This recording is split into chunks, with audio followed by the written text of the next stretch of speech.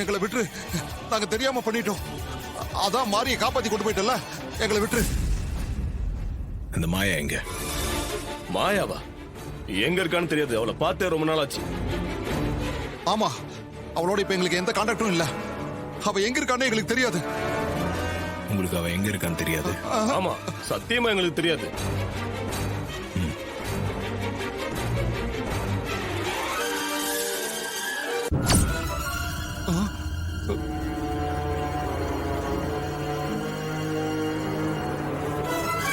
நாங்க உண்மையிலேயே மாயாவை பார்க்கவே இல்லை.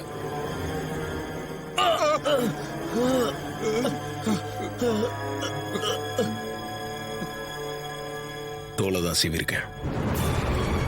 கண்ணா பின்னான அறுத்து போட்டுருவேன். உண்மையை சொல்லு.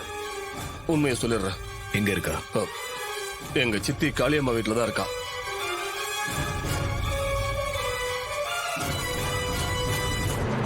இது உன் போனு? இடது கையில இருக்கிறது.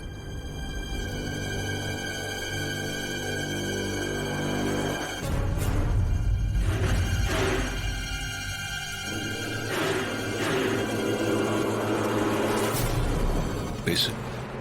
இன்னும் ஏன் வரலன்னு தெரியல. ஹலோ மாயா, நீ எங்க இருக்க? உங்க சித்தி வீட்ல தான் இருக்கேன். நான் ஹாஸ்பிட்டல் போய் அந்த ரேவதியை கொல்ல எவ்வளவு ட்ரை பண்ணேன். ஆனா முடியல.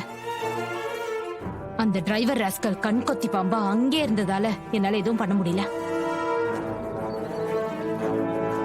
அவ ஒவ்வொரு முறையும் என்கிட்ட இருந்து எப்படியாவது தப்பிச்சிடுறா. அவளை போட்டு தள்ளினாதான் எனக்கு நிம்மதி. சரி, அது இருக்கட்டும். அந்த டிரைவரை பத்தி ஒரு முக்கியமான விஷயம் பேசணும். நான் சொல்றதுக்கு வந்துரு. முக்கியமான விஷயமா? என்ன முக்கியமான விஷயம்?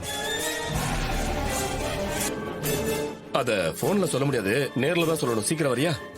நான் எப்படி வெளியே வர முடியும்? போலீஸ் தான் என்ன எல்லா பக்கமும் தேடிட்டு இருக்கேன். எந்த விஷயமா இருந்தாலும் நீங்க போன்லயே சொல்லுங்க. மாயா, நான் தான் இவ்வளவு தூரம் சொல்றேன்ல. விஷயம் ரொம்ப சீக்கிரட்னு புரிஞ்சுக்க வேணாமா?